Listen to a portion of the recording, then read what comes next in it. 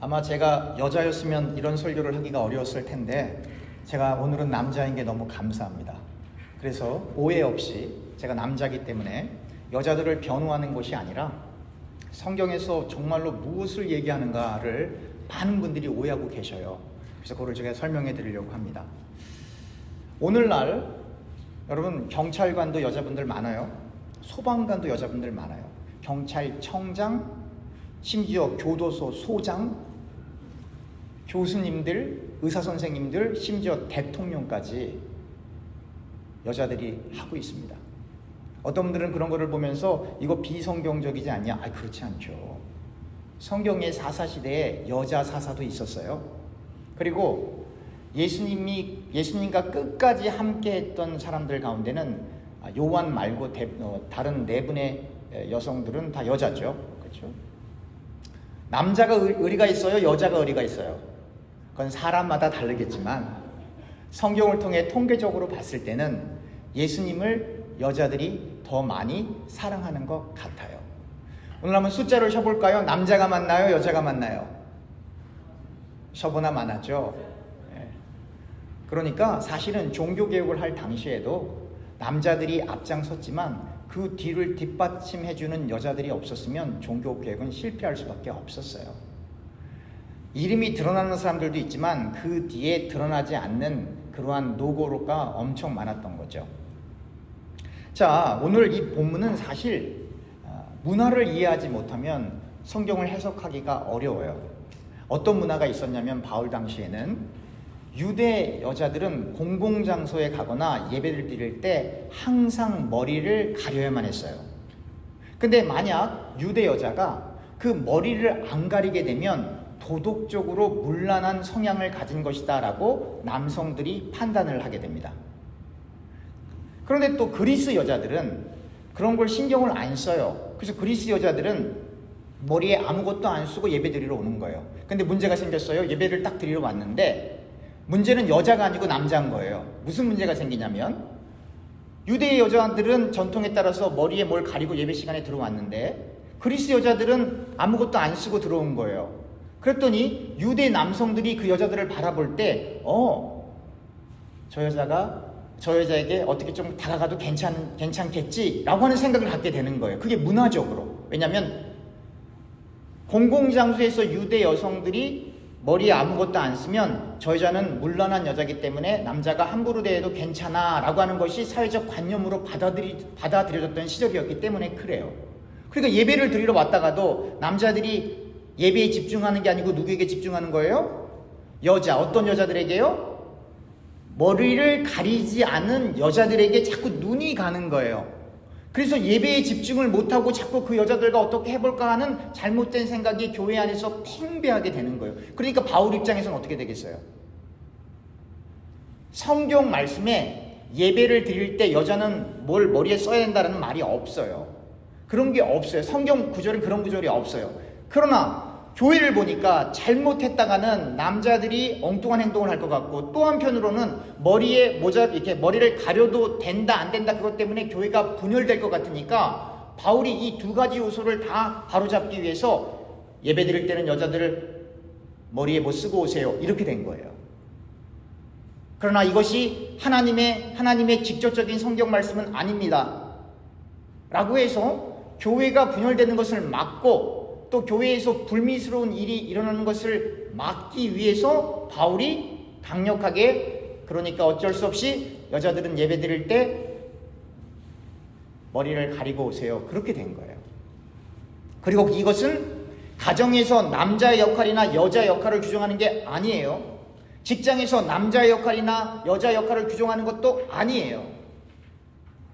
공공장소 특별히 예배 드릴 때 예배에 집중하기 위해서 바울이 이렇게 설명을 한 거예요. 오늘 이렇게 예배를 드리러 오셨는데 우리 여성분들께서는 아무도 머리를 가리지 않으셨죠? 왜 그렇죠? 오늘날의 시대에는 머리하고는 전혀 상관없으니까. 그러나 제가 여러분들에게 늘 부탁드렸듯이 교회에 오실 때 여성분들은 옷을 보수적으로 입고 오세요 라고 말씀드리는 것이 남자들이 있기 때문에 그러는 거예요.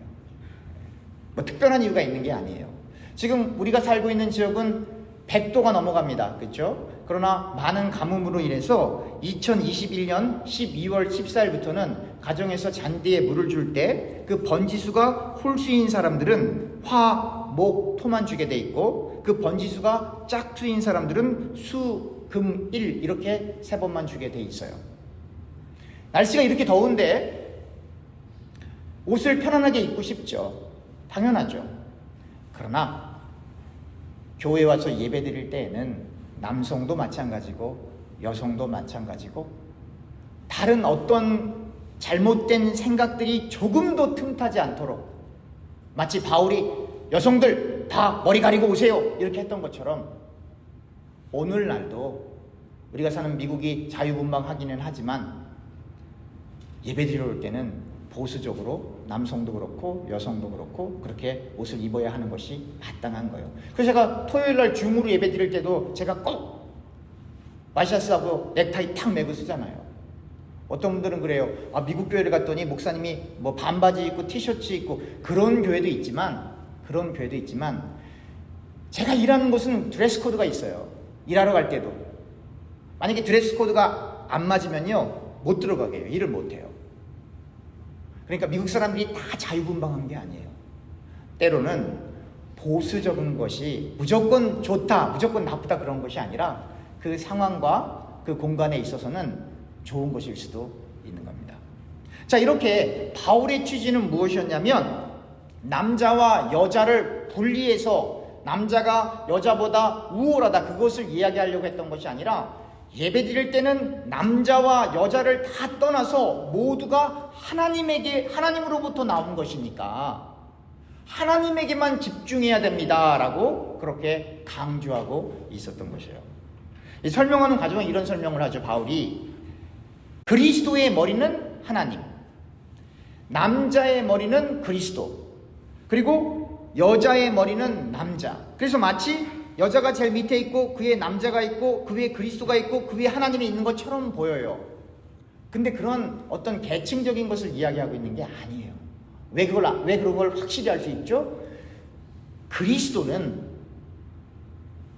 성부 하나님과 영광과 권세에 있어서 동격이세요. 우리 삼위일체 너무 잘 알죠? 그러니까 예수님은 그리스도이신데 그분의 역할은 하나님의 말씀에 순종하는 역할을 하셔야 해요. 그런다고 할지라서 그분이 하나님의 피조물이 아니에요. 원래 창세 전부터 함께 계셨어요. 삼위일체니까. 동격이라고요. 그래서 바울이 이 여자의 머리는 남자, 남자의 머리는 그리스도, 그리스도의 머리는 하나님 이렇게 넣어버리는 거예요. 딴소리 못하게 후대 사람들이. 똑같아요. 여자의 머리가 남자라고 하는 건 여자는 무조건 남자 말 잘 들어야 돼. 무슨 말씀이세요? 아니에요. 그런 얘기가 아니에요. 남자도 여자도 다 하나님으로부터 나왔어요. 바울이 또 구체적으로 설명합니다. 남자를 하나님께서 처음에 창조하셨죠. 그 다음에 남자를 위해서 여자를 또 창조하시죠. 한 번, 인류 역사상 단 한 번 여자는 남자로부터 나왔어요. 그런데 남자는요, 아담과 하와 이후로 아담과 하와 이후로 남자고 여자고 다 여자로부터 나와요. 몇 번이나 그랬나요? 셀 수도 없어요. 뭘 얘기를 하는 거예요? 남자가 여자보다 높다 그런 얘기하는 거 아니에요. 똑같아요. 하나님 앞에서. 그래서 여자도 장로할 수 있고 여자도 목사할 수 있어요. 근데 참 놀랍죠. 한국 사람들은 이상하게 여자가 대통령 된다 그러면 누가 안 뽑아줘요? 그 여자를. 네, 대부분 여자들이 안 뽑아줘요. 네. 여자가 목사님 된다 그러면 누가 싫어해요? 남자들이 싫어해요? 여자들이 더 싫어해요? 네. 하나님 앞에서 남자 여자 구분 없습니다. 하나님 앞에서는 남자 여자 구분 없어요. 그건 세상 사람들이 만들어 놓은 어떤 전통과 가치관이에요.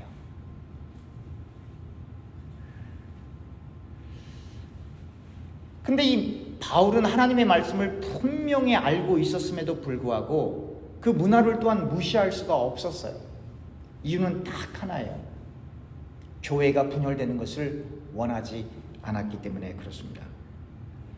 이와 마찬가지로 사람들이 전통이라고 하는 것을 만들어내지만 또 모든 전통이 다 나쁜 것은 아니에요. 그러나 우리가 분명히 알아야 될 게 있어요. 전통은 하나님 말씀 아니에요. 전통은 하나님 말씀이 아니어서 전통은 늘 바뀔 수 있어요. 많은 사람들이 개혁주의 좋아하죠. 개혁주의의 가장 기본적인 모러가 뭐냐면 날마다 개혁되어야 한다요. 날마다. 그 얘기는 뭐죠?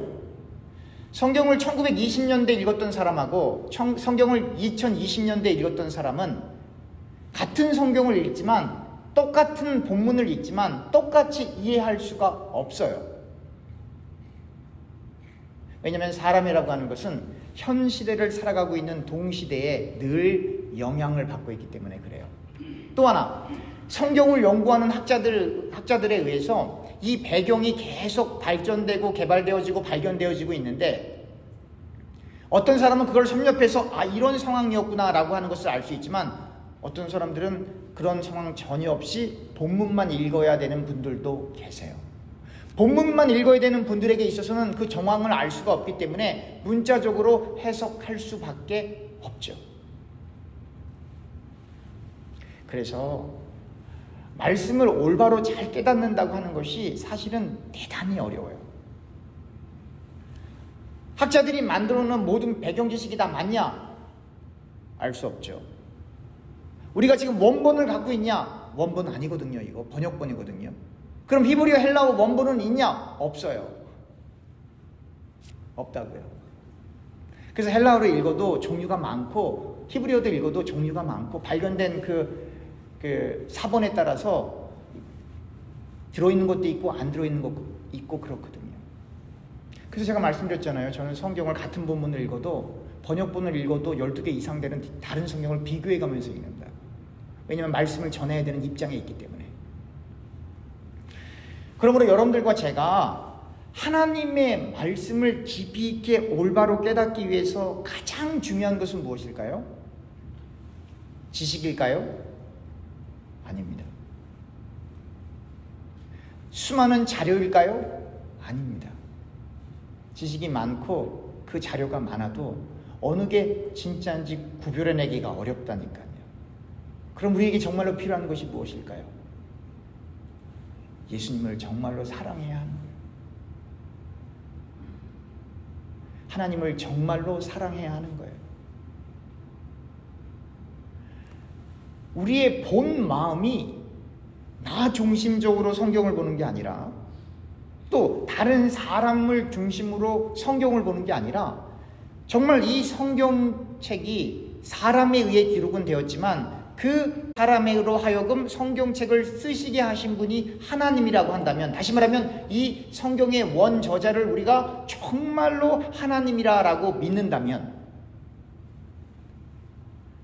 그러면 우리가 정말 그분 입장에서, 하나님 입장에서 왜 하나님이 이렇게 하셨을까? 물론 우리가 현실 속에 당면한 여러 가지 어려움과 아픔들과 해결하고 싶은 일들과 갈등들이 있을 수는 있겠지만 일단 말씀을 대할 때는 그건 일단 뒤로 하고 정말 성경 속에서 하나님이 말씀하시는 것이 무엇일까? 라는 그 입장에서 하나님 중심적으로 성경을 읽기 시작할 때 성경을 기록했던 저자들의 마음이 보이기 시작하는 거예요. 그리고 그 마음이 보일 때 성경을 기록하게 했던 하나님께서 부어주셨던 그 성령, 그 성령의 영감이 여러분들과 제가 말씀을 묵상하며 읽을 때에 그것이 느껴지게 되는 거예요.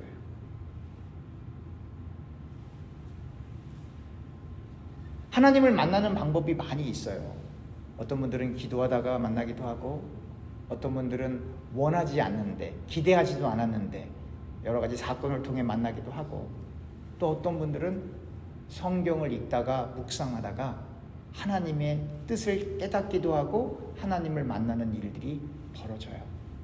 그러나 제가 늘 강조하지만 그렇게 하나님을 만나는 사건들을 일반화해서는 안 된다라고 제가 늘 강조하죠. 나에게는 분명히 하나님이 함께 하신 사건이지만 그러나 그것은 일반화될 수 없기 때문에, 그러므로 여러분들과 제가 교회 안에서, 지금은 이제 시대가 많이 바뀌었어요. 그는 하나님의 말씀이 이 시대에 타협됐다라는 게 아니에요. 이 시대 속에 하나님의 뜻은 꼭 교회를 통해서만 전달되는 게 아니에요. 가장 중요한 하나님의 뜻은 66권의 성경을 통해서 전달되지만, 그런다고 해서 여러분 교회 바깥에도 선한 사람이 있어요. 교회 바깥에도 도덕적인 사람이 있어요. 교회 바깥에도 정말 타인을 위해서 헌신하는 사람들도 있어요. 예수님만 안 믿을 뿐이지.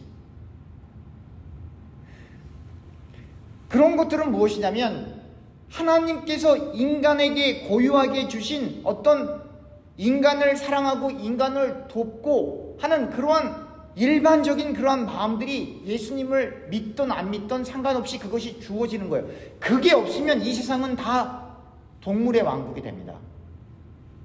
그게 없으면 강한 사람이 약한 사람 다 잡아먹어요. 다 뺏어버린다고요.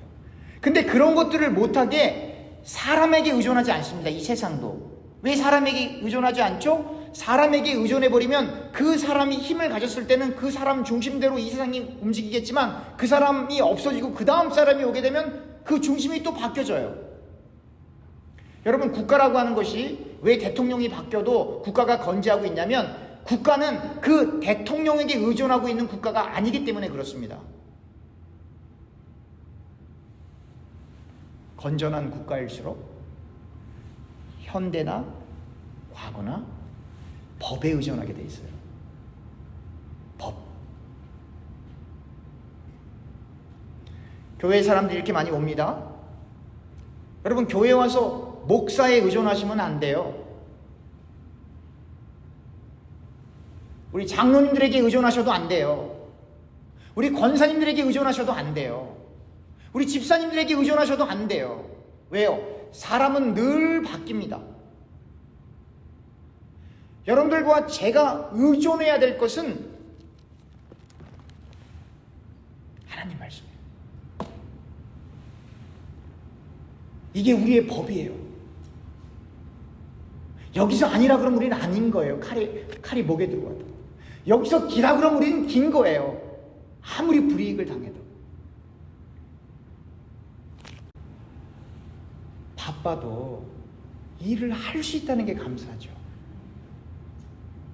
여러분, 아무리 바빠도 일을 할 수 있는 능력이 없어서 못하면 얼마나 비참하겠어요. 일이 없거나 아니면 일이 있어도 할 능력이 없으면 그 얼마나 힘들겠어요. 일거리가 많고 할 수 있다는 게 너무 감사한 거예요, 여러분. 예배도 마찬가지예요. 여러분들과 제가 이렇게 예배 드릴 수 있다는 게 얼마나 감사한 거예요. 이렇게 아름다운 교회도 있고, 이 교회가 세워지기 전에 얼마나 많은 장로님들, 권사님들, 집사님들이 기도하고 헌금했겠어요. 얼마나 감사한 거예요. 우리가 예배 드리면서 렌트비 걱정 안 하고, 예배 드리면서 유틸리티 걱정 안 하고, 우리가 예배 드리면서 이게 뭐 경제적으로 여러 가지로 걱정 안 하고, 얼마나 감사한 거예요. 제 말 틀려요, 맞아요? 여러분들과 제가 이렇게 나와서 예배 드릴 수 있는 게 하나님의 은혜라는 걸 여러분들과 제가 정말 믿어야 되는 거예요. 그래서 아무리 바쁘시더라도, 아무리 힘드시더라도 예배를 미스하지 마세요.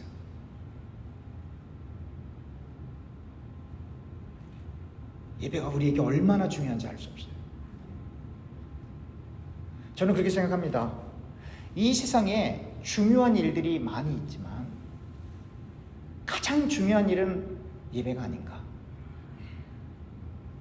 우리가 삶 속에서 제가 늘 강조하죠. 지금 이 드리는 예배는 일상에서 드리기 위한 예배의 어떤 준비입니다. 맞아요. 그런데 우리가 실제로 일상생활로 들어가잖아요. 일상생활에서 들어가서 하나님을 의식하기 어려운 순간들도 많아요. 물론 운전하다가 찬양할 수도 있고 운전하다가 기도할 수도 있어요. 그러나 지금 우리가 이 시간 드려지는 1시간 예배만큼 집중해서 하나님을 예배하기는 어려울 때가 더 많잖아요. 그리고 또 이게 있어요.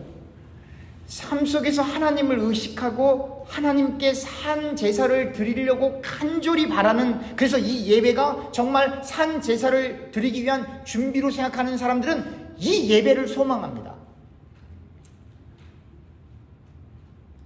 이 예배가 기다려져요.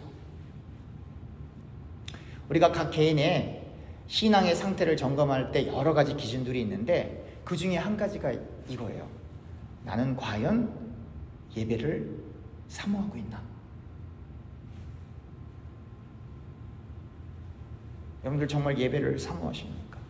사람 때문에 말고 하나님 때문에.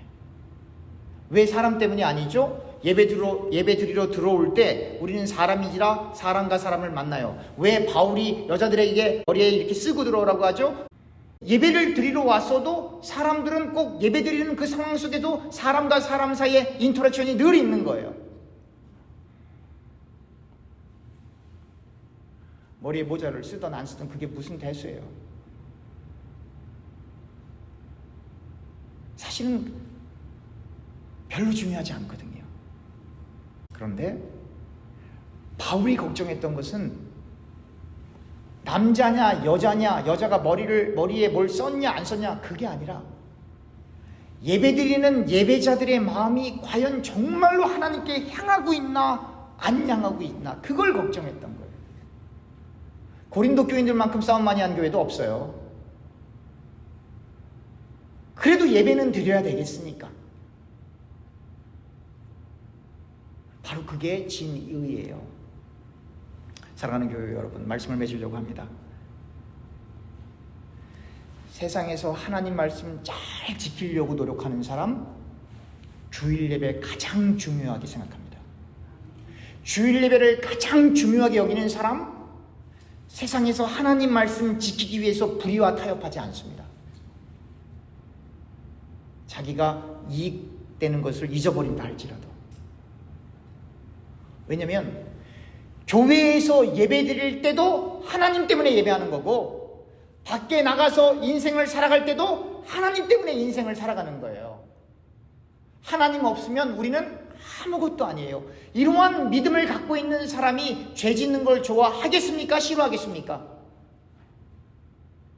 그래서 적극적으로는 죄와 피 흘리기까지 싸워야 하지만, 그러나 예배드리는 심정으로 세상을 살아가는 사람은 죄와는 상관없이 인생을 점진적으로 살아가게 되는 것입니다.